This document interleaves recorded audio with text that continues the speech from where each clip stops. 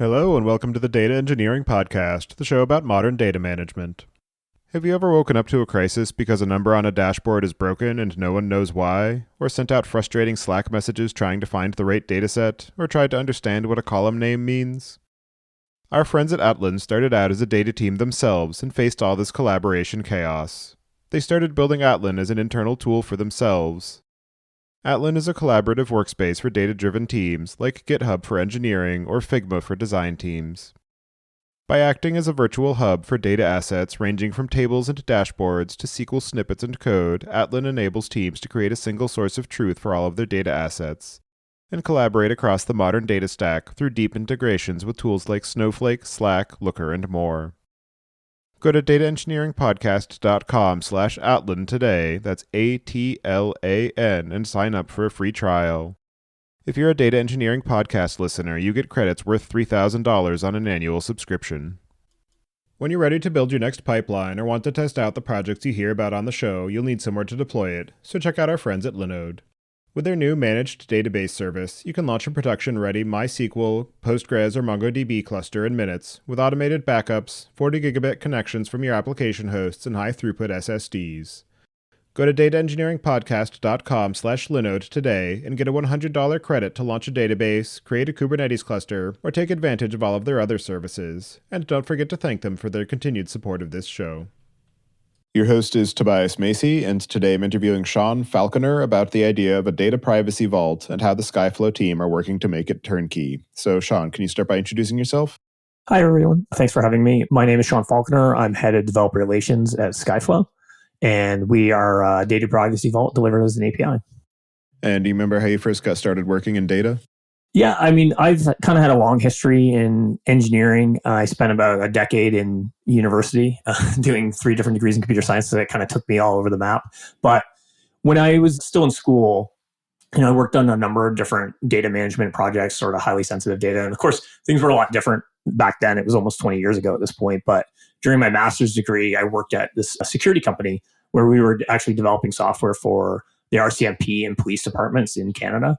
And the problem that they were trying to solve was that pretty much every municipal police force, as well as the RCMP, kind of had their own software for tracking things like speeding tickets and other interactions with people. Over time, criminal behavior and things like that would be consolidated at a federal level, but it took time.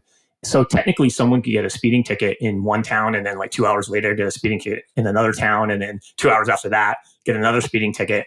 And none of those police officers would actually know that this person had this record of speeding all day long. And it would take months before that was consolidated. So the project I was working on was to try to fix this problem. We were building a system that could sort of fan out search across these different independent systems. And then later in my PhD work, I worked in information visualization and human interaction, specifically with large amounts of data in biomedicine.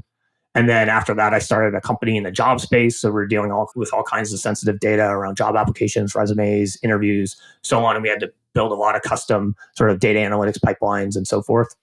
And now at Skyflow, data management is, of course, a big part of what we do and a common use case that we help solve. And so digging into Skyflow, can you describe a bit about what it is and some of the story behind it and how you got involved with the project? Yeah, so in terms of our history, our founder and CEO is Anshu Sharma, and he previously held executive roles at companies like Oracle and Salesforce, and then he was a multi-time founder and investor. And he kept seeing this problem of data privacy, data security, and sort of every company was trying to solve this independently. And he'd been thinking about this for a long time, 8 years before founding Skyflow, and wondering, how do you solve this problem? Why is this such an issue for these different companies? And eventually, he realized that companies like Netflix and Apple had actually solved this problem through pioneering a technology known as a zero trust PII data privacy vault. And sort of the common thread between these different companies that had developed this technology was they recognized that their customer data, which is core to their business, is something special. And because it was special, it shouldn't be managed the same way that we manage regular application data. It's similar to how if you have important physical documents like your birth certificate, social security number, for me, it's my children's birth certificates or something like that. You might put those in a safe in your home, not in the kitchen junk drawer with your batteries and flashlights. So sensitive user data in the same spirit should be kept separate from application data. So they pulled out their customer data from their existing application infrastructure and into these vaults. And the big advantage there is that besides creating like an isolated and single source of truth, it ends up completely de-scoping your existing application from the responsibility of data privacy, security, and compliance, and really focusing the problem to the vault. So the data privacy vault solves the problem of data privacy from first principles, and it makes data privacy essentially an architectural decision. But that being said, they're really difficult to build. Shopify, as a sort of data point, took about 3 years and contributions from almost 100 engineers to build their version of a vault. So most companies don't have the resources and expertise to put into that. It's like most companies don't build their own database as well. So essentially, Skyflow took inspiration from those different companies and that pioneered the technology, but built the data privacy vault for everyone else, making it available as a simple API. And I think it's very much in the spirit of companies like Twilio or maybe Stripe, where sending an SMS or doing a payment is a simple REST API call. And we believe that a data privacy vault delivers an API and makes data privacy as simple as a handful of API calls. In terms of how I became involved, I had previously spent a number of years at Google building developer relations teams in a completely different area, actually in business communications, where we worked on a suite of API-based products that enhance communication between businesses and consumers. But I knew Anshu from a long time ago, and he had reached out to me, and I started learning about the company, and I got really excited about what they were doing. And I think something like data privacy is something that I had touched in my career a number of times from my own company, dealing with PCI compliance, at Google dealing with things like HIPAA. And I think for me, as someone who's been a long-time engineer, I'm like, I didn't get into engineering to deal with things like GDPR or PCI compliance. Like, that's not the fun stuff. I want to build games and build cool applications for people. So if we can take something as complicated as that and abstract it away through an API, that's a really exciting product to be part of. In terms of the idea of a data privacy vault, I'm wondering if you can compare it to some of the other strategies that teams have settled on for being able to address this problem of data privacy, such as privacy engineering or data governance, where you're just restricting access to some of those sensitive fields. I see the data privacy vault as really complementary to existing programs like privacy engineering or data governance. Data governance is a part of our vault architecture. So it's a component or feature of our vault. So it's certainly baked into that. And I think it significantly simplifies governance, governance about collection and use and deletion and restricting access. And by placing everything in the vault, what you're storing, when it's stored, who has access, and it minimizes the overall risk. And the other thing, I think, when it comes to, traditional approaches to data privacy, whether that's through privacy engineering or some other means, is that the spirit of a lot of the privacy regulations was to get companies to really shift their thinking about data privacy, to shift it left, and which is one of the core components of privacy by design. But I think what ended up happening for certain regulations is that it became more of like a checklist that companies were sort of self-auditing and checking and saying like, yeah, we're compliant with whatever. And with regulations like GDPR, where they've actually started finding companies for not being compliant, I think that's created pressure on the industry to take it more seriously and start to rethink how they actually approach data privacy. And since a data privacy vault is really a architectural approach to solving data privacy, are based around the first principles of solving this larger issue of data security, compliance, residency, and so on, it shifts the entire conversation for how you do data privacy to really the beginning of a design cycle for a piece of software. In terms of the core use cases that you're focused on with Skyflow, I'm wondering if you can talk to the different maybe industry verticals or problem domains and the capabilities that you're aiming at providing to those different use cases. I think in the broadest sense, like, our perspective is that data privacy is part of architectural design. So the ideal situation is that the same time that someone's thinking about, what kind of database am I going to use? Do I need a caching system? Do I need a data warehouse? And so on. A data privacy vault should be part of that conversation. And basically anything that's sensitive customer data that you wouldn't want to show up on the front page of the New York Times should probably go in the vault. And the users table that's traditionally been in your database just doesn't belong there. It belongs in the vault. Now, that being said, there's, of course, companies that come to us with more specific problems that they want to solve. Certainly, in a very common situation is with fintech companies or in health tech. So a common use case that you might see is something called PCI lock-in. So perhaps a company that's starting out, they need to process payments. They'll typically go to a company like Stripe or Braintree or one of the other ones, And the advantage there is those companies, they provide a great service, simple API, great SDKs to integrate with, and you are offloading PCI compliance to those companies. So they give you PCI compliance out of the box. But over the time, you might reach a point with your company, maybe you move internationally or you're doing a large amount of transactions, and it might not make sense for you to only work with one provider at that point. You might be able to get better deals in certain countries or certain regions of the world if you have the flexibility to work with those different companies. But at this point, all your customer credit card information is essentially locked into one of those providers. So the way that we can solve that is you can move essentially your banking information or credit card information for customers into the vault, and then you're offloading PCI compliance to us. And then through a feature that we provide called Skyflow Connections, you can call Skyflow Connections rather than calling Stripe or Braintree or whichever provider you're using directly. And you pass a token that represents the sensitive data, and then we will automatically detokenize that, proxy that call to a third party. And that gives you the flexibility to essentially work with any provider that you want, not being locked in. Other common use cases are, HIPAA compliance.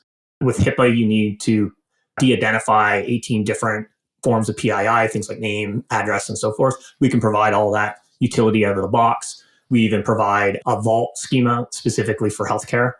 Another common use case is around analytics or data warehouse. So a lot of times with an ETL pipeline, you end up with a situation where you're sort of pushing PII down into your data warehouse, and then it ends up in your metrics dashboards and your logs and so forth. And people want to solve that problem because that causes all kinds of issues around potential for data leaks and data breaches. Or if you need to comply with localization regulations, it becomes a kind of a nightmare to try to disentangle that data from your application data. We can solve that problem essentially by introducing de-identification at the head of the ETL pipeline, so that rather than processing PII and pushing it downstream, you're essentially putting the PII in the vault and then sending tokenized versions of that data, that's essentially de-identified data that's non-sensitive, downstream into your data warehouse, and still being able to do all the analytics that you would normally do. Finally, I think the common use case is around data residency. That's a hard problem to solve for a lot of companies. But by moving your data into the vault, it gets a lot easier, where essentially you can deploy vaults in different regions of the world. So you could have a vault that's for your European customers, a vault for your US customers, Brazil, and so forth. Because you're creating a single source of truth, you're really localizing the problem of residency to fanning out the vault to these different places. As far as the adoption path for something like Skyflow, I'm wondering who you see as the initial customer, and then what the decision-making process is around how Skyflow ends up as part of the application or data architecture. I think naturally, fintech and health tech make up a lot of our customer base. And they typically understand that they're storing sensitive data, especially if you're doing something like credit card transactions or banking. Then you need to be PCI compliant just to sort of get off to launch, and you need a solution. So you're looking for those types of solutions. In terms of how the decision-making process works or how customers come to us, I think I kind of see the community of engineers across three sort of levels. There's sort of the CTO or the CISO, at a larger company that might be the ultimate decision maker about how they're going to solve problems about data privacy. And maybe they're ones that are kind of like signing the contract or signing the check. Then there's the solution architect or the architect at a company that's thinking about, okay, well, how do we bring the vault into our existing architecture? Where does it fit? And how's it going to work with these other systems? And then there's the actual application engineer that's going to be doing a lot of the integration with our APIs or with our SDKs. And in terms of where that happens, it depends a lot on the problem that people are solving. Ideally, when it comes to data privacy, companies are essentially de-identifying or tokenizing data as early as possible in whatever the life cycle of that data is, and then de-tokenizing it or re-identifying it as late as possible. So the ideal situation, essentially, whenever you're collecting information, say in a form that's sensitive, rather than sending that data to your back end and downstream, you send that data directly into your vault. And then the only thing that's going downstream is tokens. And then when you need to use that data to call a third-party service, for example, then you're de-tokenizing in transit securely within the vault to the third party.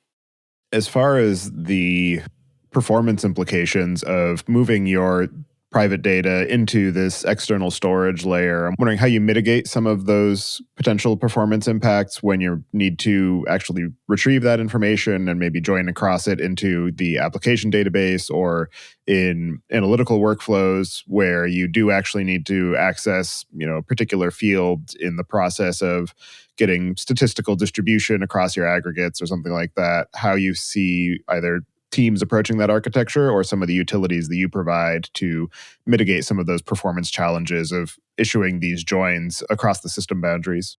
Yeah, so I think in part it's when it comes to certain problems, as like a new way of thinking about architecture, you also need to rethink the way that you might approach your normal analytics. It's not necessarily about doing a join between the vault and your regular database. A lot of the same types of analytics or metrics that you might be doing today, you can solve through using essentially deterministic tokens or consistent tokenization. So this means essentially the same data value coming from different systems will always generate the same token. And then in that case, within your application infrastructure, whether it's like your data warehouse or whatever you're driving analytics from, you're using those stored tokens. And you really only need a representation of the data, not necessarily the PII. So for example, if you wanted to know spend of your customers by country, you don't need to actually run the operation over data that has the plain text value of the country connected to the spend of the customer. You can do that using a deterministic token that represents each country. So the representation of the country is essentially a non-sensitive tokenized form. So you're not actually needing to do a join against the vault to run an operation like that. You're just running that against the consistent token. And then if you need to display that country, you can essentially detokenize it during the display of that value. I did something similar for a talk that I have coming up next month at MongoDB World, where the use case is customer support agents that cover certain territories, and the territory essentially maps to a state. But I never store the plain text value of the state within any of the application infrastructure. I'm only using essentially tokenized forms of the data. And we also have record-based vaults where you can reference a set of values through a single UUID as you would into databases, or we support unique constraints to persist external identifiers and use those as references. So it depends a little bit on what you're doing. Now, in terms of if you do, need to retrieve data from the vault, which is, it can be a situation that you need to display the last 4 digits of someone's social security number, then you're going to need to retrieve that from the vault. We've done a lot to really make the vault, enterprise grade performance. And we have very, very high, ultimate like QPS or TPS performance. And that is really a core feature of the way we think about the vault architecture. It's not just essentially a storage for your PII. Like ultimately you're storing that data for a reason so that you can use it. So you need high utility. That's really a feature of the vault. And part of high utility is having high throughput, essentially enterprise grade performance from an API. Modern data teams are dealing with a lot of complexity in their data pipelines and analytical code. Monitoring data quality, tracing incidents, and testing changes can be daunting and often takes hours to days or even weeks. By the time errors have made their way into production, it's often too late and the damage is done. Datafold built automated regression testing to help data and analytics engineers deal with data quality in their pull requests.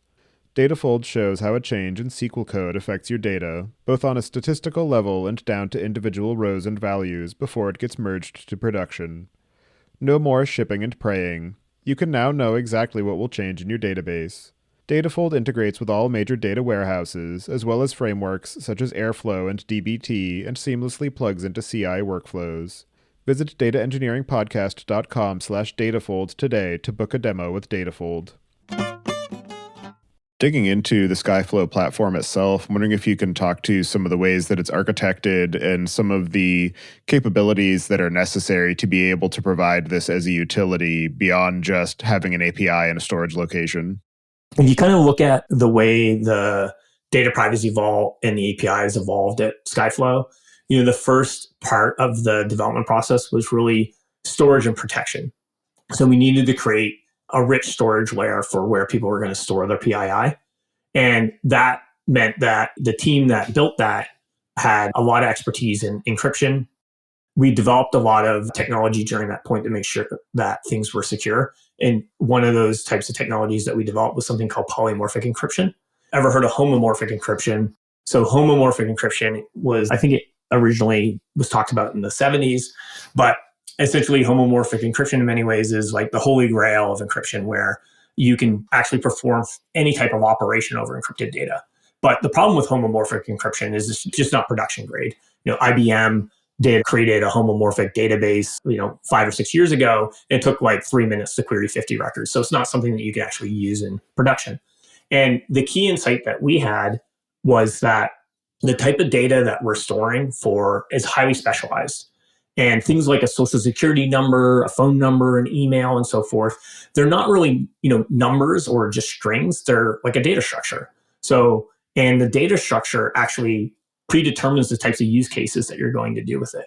So if you take the case of a phone number, in homomorphic, you could do something where you pluck out, randomly the 2 digits in the middle and you multiply them with the 2 digits of another phone number. But that's not something that you actually do with a phone number. The things that you do with a phone number is you call a phone number, or maybe send a text message to a phone number, or you need the last 4 digits of a phone number, or perhaps you need the area code in order to determine, where customers are, what regions there are, or the country code.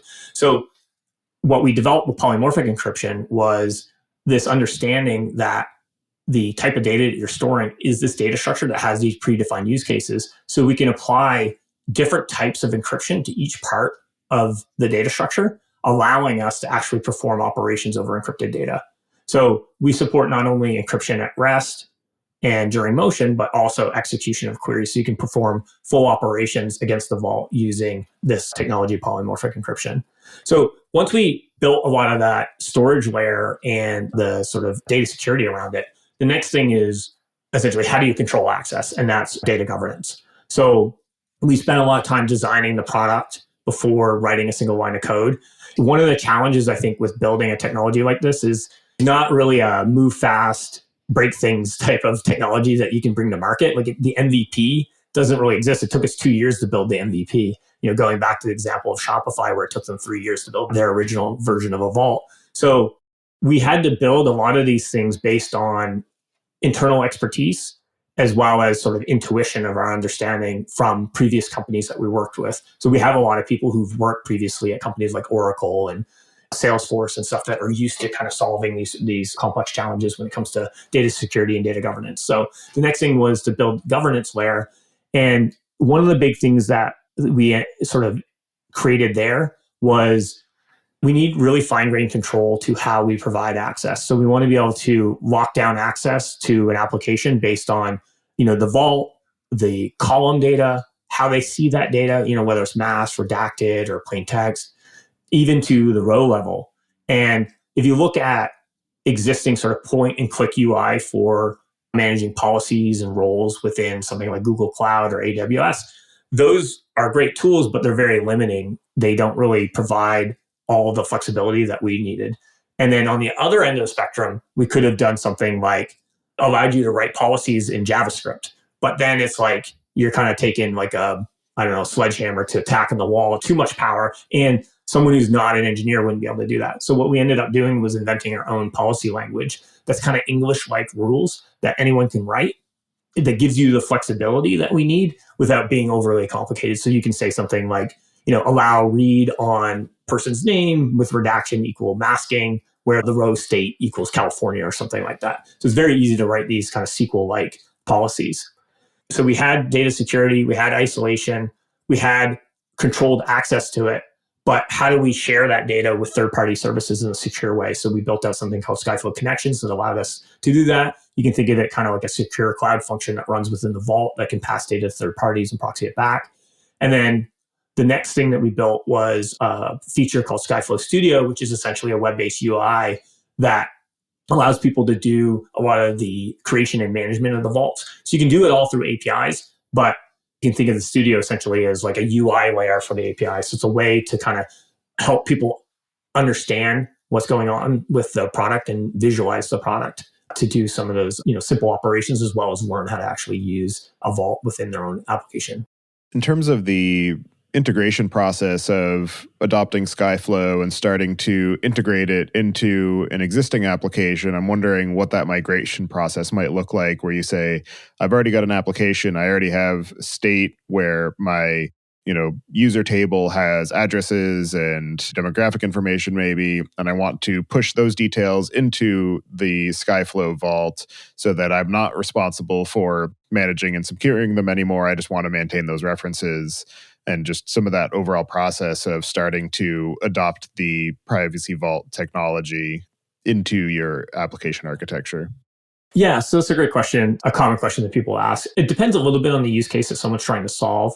So if you're taking this situation that you were talking about where someone like essentially wants to move their users table in the vault, then they're going to create a vault schema that kind of mirrors the structure of their users table. And then wherever they're collecting PII today, the ideal situation is they're doing that from the front end. So we provide front end SDKs for web, iOS, and Android. And wherever the collection is happening, ideally you're sending that data directly to the vault and then dealing with tokens inside your application infrastructure from there on. That doesn't always work for everybody. There's situations. We have a customer, for example, that uses MuleSoft, and we just announced this partnership recently, but we have now an integration to MuleSoft. So they were using MuleSoft as their API gateway. So all their PII is essentially flowing through MuleSoft. So we built a Skyflow connector that works in that process. So it's not coming from the front end, but essentially at the API gateway level, the PII is being detected, sent to Skyflow, and then everything else after that is tokenized. And that's sort of the ideal situation. So you're essentially, instead of having a users table within your database storing the PII or the plain text values, you're now storing tokenized versions of that data, and that's what's being passed around. Then if you need to actually display values in your front end, you can do that from the client side SDKs, where you would pull that data directly from the vault. Or if you need to pass it to a third party, like you say you do an integration with Twilio, you want to send an SMS, typically you would have the phone number in your users table somewhere in your application backend. You would pull that phone number and then call Twilio directly. But then, of course, that phone number is being exposed in your backend. Maybe it ends up in your log files or something like that. And what you would do with Skyflow instead would be the phone number would be located in the vault. You would have a token that represents the phone number, and you would call Skyflow connections with that token. And then we would detokenize it in flight, essentially, and send the detokenized value over to Twilio and call Twilio on your behalf and then pass the result back to you, making it so you can do essentially secure SMS in that way. So the ideal world is that you're detokenizing as late as possible. But there are situations where things might be a little bit more constrained than that. Especially if you're an application or a company that's been around for a long time, you don't need to start with sort of doing everything at once. You're probably going to attack things from where are the biggest potential problems today. So one of those areas that we see is, as I mentioned earlier, sort of the analytics pipeline. So they want to make it so that let's stop at least where we're consolidating PII or consolidating data within a data warehouse. Let's stop sending PII downstream into there and let's start tokenizing that data. And that's a fairly easy problem to solve. It's really just introducing some de-identification layer at the head of all of those ETL or ELT pipelines. And then another, the use case I mentioned earlier about PCI lock-in, that's a very easy thing to solve for most companies. Usually people who come with that problem are, up and running within a matter of weeks from proof of concept all the way to live. So it's a pretty easy lift for companies to solve specific types of problems. And that's usually where people start. And then they see the value of it and they understand how it works. And then they start to add additional use cases over time. In terms of that analytical workload, you mentioned being able to integrate it into the ELT, ETL workflow. I'm wondering if you can talk to some of the ways that the data modeling works out, where you think about, okay, I'm going to either put the entirety of this table because it's what has the PII into the vault, or is it just I'm going to put the information from these columns into the vault and then replace the tokens that I get into the table that I'm replicating, and just some of the ways that using those tokens and using those references to the vault plays out over the different stages of the data lifecycle as it goes through cleaning and analytics and aggregations and maybe even into some machine learning use cases. Yeah, that's a great use case to talk about. So there's typically, there might be a couple things going on there. I think one good example is I'm speaking at the Snowflake Summit next month and about like an integration that I did into Snowflake with Skyflow that shows sort of this full data lifecycle of an application. So in that use case, what's happening is it's for a fictitious company called Instabread. It's a gig economy company, essentially like Instacart, but only delivers bread. And the application is the shopper or gig worker sign-up process. So as part of that sign-up process, they have to give PII information. They need to give their bank account information so that they can essentially sign up to be a worker for the service. And what's happening there is in the application, the collection is happening securely on the front end and sending those values directly to Skyflow. So we can essentially create either a secure iframe within, if it's web-based, directly within the form that's collecting the PII, or you can use something called Skyflow elements to create a text field that looks like a regular text field, but is a secure field that's going to be sent over to Skyflow. And that data goes directly to Skyflow, and then essentially tokens are being passed into the application database, in this case, using DynamoDB on Amazon Web Services. That kickstarts an actual ETL pipeline where a Lambda function set up to be triggered whenever new data goes into DynamoDB. It packages that data up as a Kafka message, and then that's sent to a Kafka broker. And then we use the Kafka connector into Snowflake, so the data ends up essentially in the data warehouse. But that whole surface area from essentially beyond the front end, so the application back end, the application database, the ETL pipeline, the data warehouse, and any analytics that's coming from that, is essentially a de-risked surface area because it's only dealing with tokens. So even if someone stole the database, they wouldn't have access to any sensitive data. It'd just be nonsensical tokens. And then now it's great, you've de-risked everything, but how do you use it? So to use it, at least in the Snowflake example, what we're doing is Snowflake supports a feature called external functions. And essentially you can have the external function call an API. In this case, it calls something I set up within AWS. It's an AWS Lambda function that can securely call the vault on your behalf. So then you can write a query like, select, detokenize, pass in the token from, whatever table that you're using. And that'll actually call securely the Lambda function from Snowflake and detokenize that in flight. So then you can drive your analytics. If you need the raw values, you can also run like a get value call where you can pass back mass data. If a particular metrics dashboard, maybe you only want to show like the last 4 digits of a phone number, for example, then you can do that as well. As far as the access control layer, that's something that can often be very challenging, particularly as you scale usage and you try to understand what are the different roles, what access do they give, and when people have maybe an intersection of different responsibilities, how you figure out what that Venn diagram should look like. I'm curious how you have approached some of that kind of user experience aspect of being able to understand, if I give this person this role, what access is that going to give, or how should I think about defining the roles to make sure that I'm able to do the operations that I expect to be able to do. Because when you get to a certain level of granularity, you just start to become overwhelmed of, well, there are too many options. I'm just going to say everybody gets everything, and just figuring out what is that balancing act to make sure that people actually use the policies effectively and they actually understand what it is that they're doing. Yeah, I think that's a great topic because I think that's something that happens a lot. Like you can create all the sort of security controls in the world, but if people just do what's easy and ignore them, then it doesn't really matter. So some of the things that we've tried to do is that since we're storing really highly specialized data, and the vault really understands kind of the underlying use cases of that data, then we can do a lot of stuff out of the box. So for example, if you're storing a credit card, well, there's not really a lot of legitimate use cases for any user being able to see the credit card in plain text. The only time that you need to see the credit card in plain text is probably when you're passing it to a third-party merchant to do a credit card transaction. So you can essentially make it impossible to create a policy that allows someone to see a credit card in plain text. And on top of that, you can, if you understand the types of data that someone's storing and the types of use cases they're going to support with that, you can pre-configure a lot of the roles and policies out of the box that they would need for performing the normal set of use cases that you do with that data. We provide the flexibility to go beyond, the normal set of use cases if you need that, but that's something that we can provide out of the box, which is going to cover most situations. So something like a social security number is another good example where the typical operations that you do with a social security number is it's either like the service should not have access to the social security number at all, or they have access to the last 4 in order to do some sort of customer verification.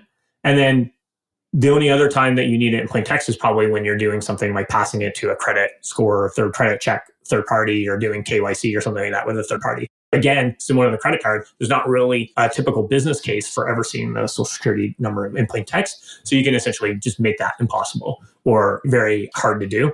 So those are some of the things that we've tried to do, is make the right things to do essentially the default. And if you make the right things to do the default and you make them easy, people will do them. You mentioned this a little bit earlier with the different kind of use cases that you support with healthcare and PCI and sort of the financial services. And I'm wondering if you can just talk to some of the variance in the product to be able to support those different use cases, and what are the core requirements that are shared regardless of which kind of problem vertical you're trying to work in. Right. So we provide a bunch of different vaults out of the box. So we call them, vault templates. So we provide a, PCI or sort of fintech vault, healthcare vault, a PII vault. So each vault essentially defines different schemas that include like tables and columns and the specific data types that you'd be storing for those particular use cases. So if you look at something like the fintech vault, it really has all of the types of data that you would be storing for doing any kind of banking, KYC, transactions, moving money, essentially. All those types of use cases are essentially provided out of the box and defined within the schema. We also provide a vault specially for Plaid, which is a well-known fintech company that we have a partnership with. So we provide an integration to Plaid, and we provide a special vault that makes that integration really easy. So we provide a lot of these things out of the box, and it kind of goes back to what I was saying earlier, where we're trying to make the sort of the right things to do the default experience. And then it also significantly lowers the barrier to entry, because it becomes not something that where you need to think about, okay, what are the types of fields and columns I need to store? It's just like, okay, well, this is very use case specific or vertical specific. I'm storing healthcare data, so I probably should start with the healthcare vault. And then you can, of course, modify it or, scale it back or change it as you see fit. And additionally, we, beyond just providing these things out of the box, a lot of our customers, we have a solutions architect team that works with them to help build out some of the proof of concept. So it's very much a process where it's really a partnership between us and the customer.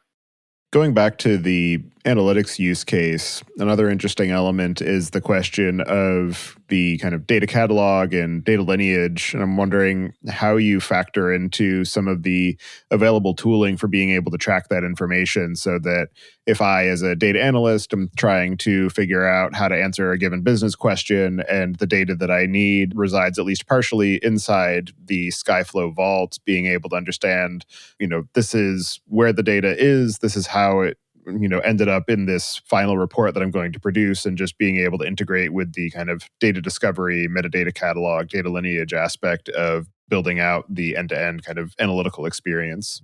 We don't necessarily support an integration at that level today, at least, but we support, which is part of, some of the compliance regulations, like an auditing API. So any sort of access or retrieval from the vault or anything really that happens within the vault is logged within the audit API and available. So someone could actually consume that API to be able to show that kind of lineage if they wanted to, but it's not something that we provide, at least today, an integration into like an existing, metrics system or analytics system.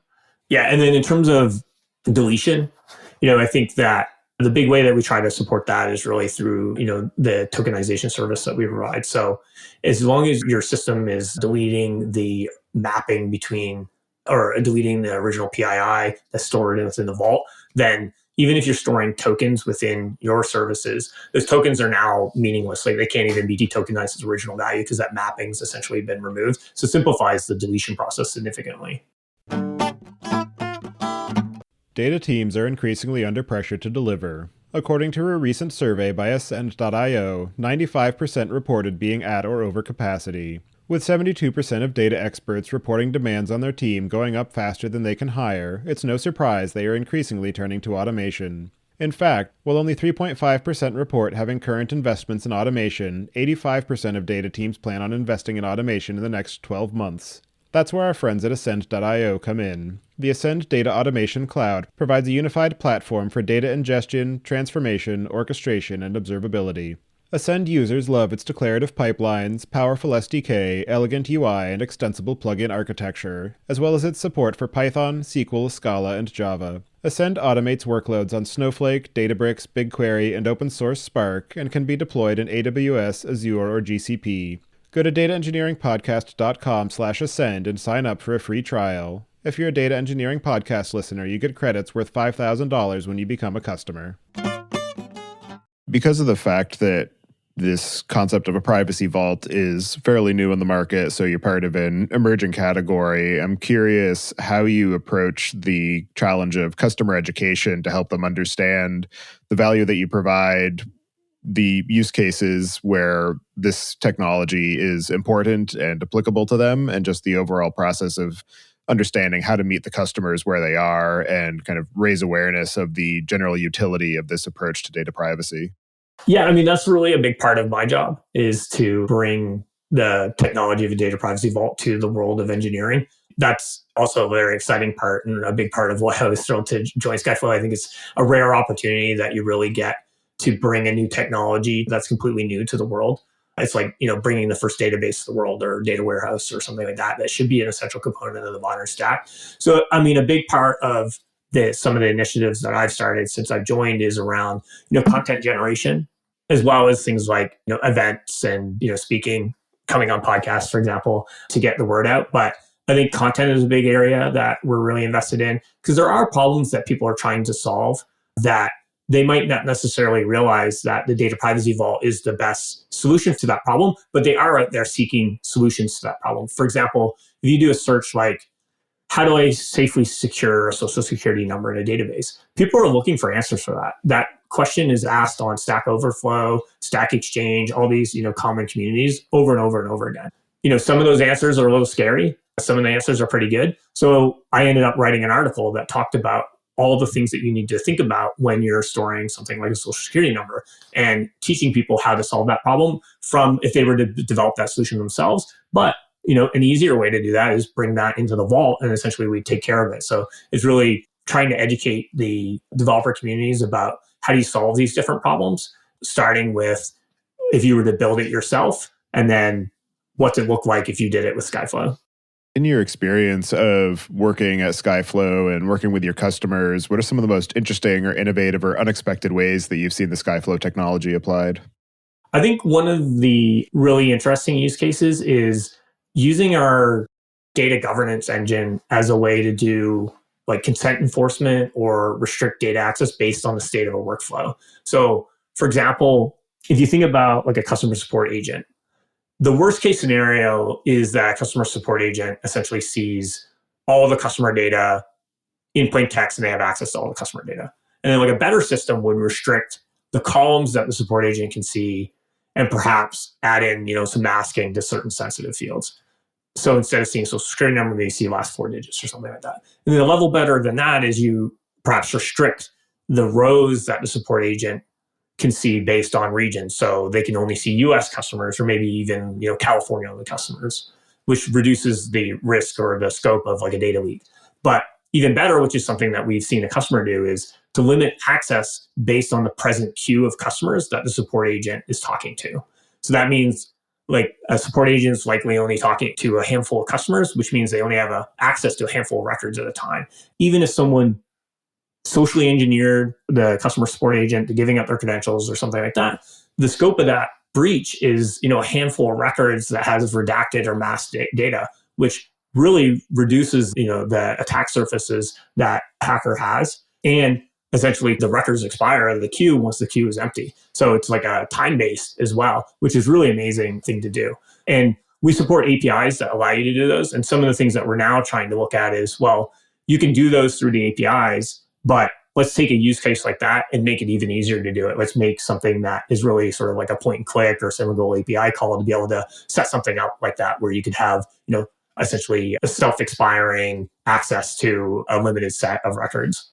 In your experience of working at Skyflow and helping to raise awareness about it and do customer education and outreach, what are some of the most interesting or unexpected or challenging lessons that you've learned in the process? I think the biggest challenge goes back to what I was saying earlier about this is like a new category. So our biggest challenge is really an educational one. And we're sort of shifting how people and companies are thinking about data privacy. So I think historically it's something that's been considered like a CISO problem or maybe a privacy engineering problem. And we're saying that data privacy is like an architectural decision. So that's a big, education hurdle that needs to happen. And we need to make people understand and see how to apply the technology within their companies. For people who are looking to tackle some of the challenges around data privacy or privacy engineering, what are the cases where Skyflow and the data privacy vault is the wrong approach and they're better suited, just encrypting some database fields or using privacy engineering techniques to obfuscate data for data sharing? Just some of the cases where they're considering Skyflow and it actually isn't the right answer for them. The situations we see with customers where, maybe Skyflow is not a great fit is when someone thinks about replacing their entire existing database with Skyflow. It's not really designed for that. Like, you wouldn't put your couch in a safe, for example, but you probably would put your passport and maybe your birth certificate in a safe. So you really need to understand that this is for very special, like, sensitive customer data. And then I think the other one would be, trying to run analytics directly off of Skyflow. We talked about this a little bit earlier. It's not really what it's designed for. It's not its core sort of competency. And ideally, you're driving analytics from the de-identified database and storing that within your analytical databases. And then the other one I would say is, it's not really data privacy related, but has to do with something that's considered sensitive, like API keys or passwords to a database or something like that, or encryption keys. We're probably not the right choice for that if you're trying to store that kind of data, because I would say, like, we are a more comprehensive, overall data privacy solution. You should probably use something like a secrets vault or a secrets manager. That's a more appropriate solution for that particular problem. Secrets vault or secrets manager has some of the same spirit as the data privacy vault, where it's, principle of isolation. You should be using that technology, but it's complementary, I think, to the data privacy vault. As you continue to build out the product and grow the company and grow the use cases, what are some of the things you have planned for the near to medium term future? A lot of stuff.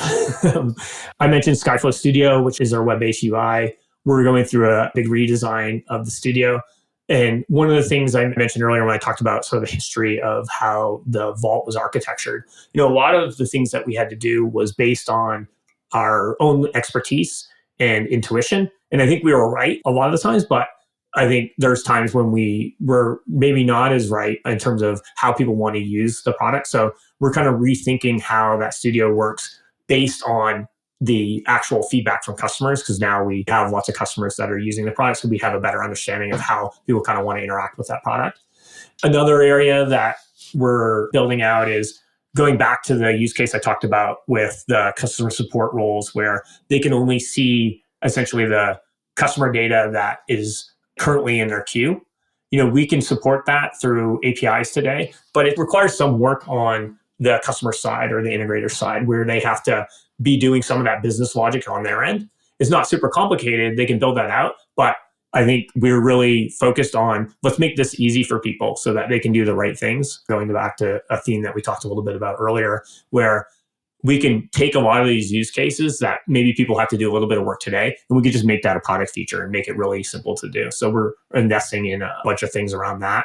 And we really want to invest in continue to make the best practices the default experience for people. We can continue to expand sort of pre-configured governance rules based on the vault structure. We also have a number of partnerships with companies like Plaid, with MuleSoft, Move, and so on. So we're continuing to expand the number of partnerships. And some of the cool things that we can do with that is, because of the data that we're storing is highly specialized, there's really like a limited set of potential partners where you're going to be passing that data to them. Like, if you're storing social security numbers, there's only so many companies you're going to pass a social security number to. So if we could build partnerships and integrations with each of those companies, then you can create a really seamless developer experience, where if we know that you're storing a social security number, we can say, like, here's your options for integrations, and it's really like a point and click thing that you can be up and running within minutes, which is, I thought, something that can be really magical for people. To your point of storing social security numbers and earlier mentioning storing credit card numbers and things like that, one of the things that I was just realizing we didn't discuss yet is the question of data modeling within Skyflow and being able to do some, validation at the point of submission, where you can say, this field is supposed to be a social security number. So I know that it's supposed to be 3 digits, a hyphen, 2 digits, another hyphen, and 4 digits. And just some of the ways that Skyflow is able to support some of that kind of data validation at the point that you're entering it, and just some of the kind of schema development and the ways that you think about structuring the data as it lives in the vault. in Skyflow Studio or even through the APIs, you can define your own schemas, and that consists of creating your own tables and columns. And you can build up a column similar to how you would build it up in a database, where we support basic data types like strings and integers and booleans and dates and so forth. But we've also developed over 50 different, we call them privacy preserving data types, that are data types that essentially encapsulate all the common types of PII that you might store. So we have a social security data type, we have a credit card data type, and within that data type, we can automatically create validation rules so that we check the data as it goes into the vault to make sure that it looks like a social security number, looks like a credit card number. We can also pre-configure the privacy and security controls around it. So a common use case for something like a credit card number is that you're going to want to mask some portion of it. So maybe a support agent needs to be able to see the last 4 digits. We make that the default experience for essentially the redaction on that column. And you can, of course, change it if you need to change it, but we pre-configure that pattern. Will essentially mask everything but the last 4 digits. Similar where we pre-configure your settings for polymorphic encryption so that you can do encrypted operations over the column. And then finally, with tokenization, we support a bunch of different tokenization schemes, including deterministic and non-deterministic tokenization. And we also support format preserving tokenization. So we can make it so that when you tokenize a credit card number, the resulting token still looks like a credit card number. That way, if in your database where you're storing, say, an email address, and say you have a rule in that email address that validates that the email actually looks like an email, you can still do that even if you're using a token, because the token will look like an email address. It's just not the actual email address. Well, for anybody who wants to get in touch with you and follow along with the work that you're doing, I'll have you add your preferred contact information to the show notes. And as a final question, I'd like to get your perspective on what you see as being the biggest gap in the tooling or technology that's available for data management today. I think the biggest thing, and this is something we talked a little bit about, is making the right thing to do easy. If it's complicated or not the default behavior, people tend to just take shortcuts. That's how like a proof of concept ends up in production, where the credentials to the database are like hard-coded into the source code, because someone was building a proof of concept. It was supposed to be a demo. It was never supposed to go to production.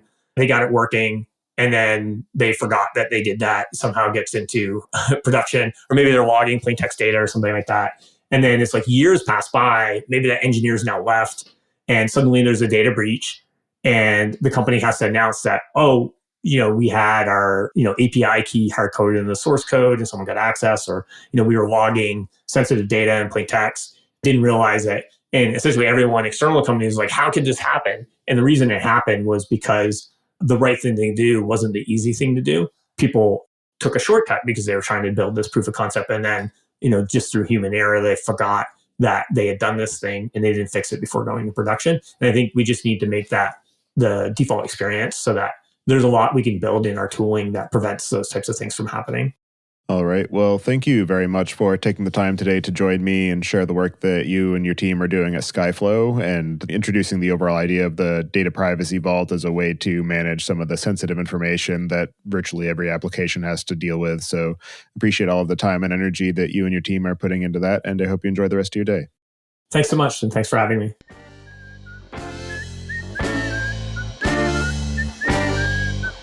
Listening. Don't forget to check out our other show, podcast.init, at pythonpodcast.com to learn about the Python language, its community, and the innovative ways it is being used. And visit the site at dataengineeringpodcast.com to subscribe to the show, sign up for the mailing list, and read the show notes. If you've learned something or tried out a project from the show, then tell us about it. Email hosts at dataengineeringpodcast.com with your story. And to help other people find the show, please leave a review on iTunes and tell your friends and coworkers. La la la la la la.